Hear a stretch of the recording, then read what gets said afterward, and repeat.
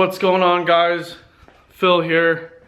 I am currently on the way to the shop. If you guys know from the last video that Ricky posted on his channel, I did mention that I bought a 2004 F-150 that needed engine work, and pretty much this family on Craigslist just hit me up. They're there at the shop, ready to check it out. They brought a mechanic, and let's see if the deal goes through. Probably don't want to see the trip there, even though I'm like a minute away, so I'm gonna teleport there now. And that's pretty much it. So what just happened is the family came by.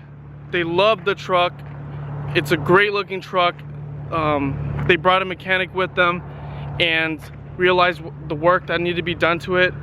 And they were all game. They were able to offer me $2,000 for it. Even though I was asking $2,600, I was happy with the $2,000. That leaves me with the profit for this truck to be $1,200.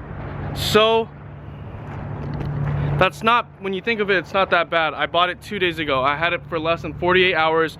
All I did was drive it to the shop, and it's just been sitting for 2 days. Did nothing to it, put absolutely no money into it, and was able to make $1,200. I know I could have put,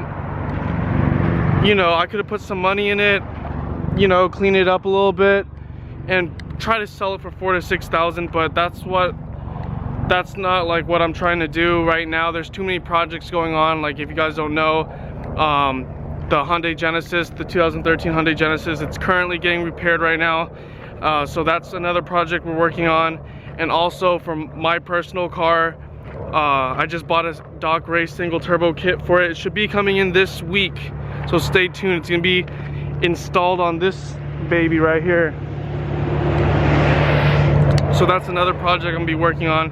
And there's also another couple projects I'm working on in California and stuff, like a Mustang GT and a 535 XI. But there's too many projects, and I honestly didn't want to dump more money into a project at the moment. So I was happy to let it go for $2,000. So that's pretty much it. And then just to wrap it up, the comments from the previous video, there's a lot of people out there saying that the Genesis cannot be repaired for the amount that we stated. So what we're gonna do is we're gonna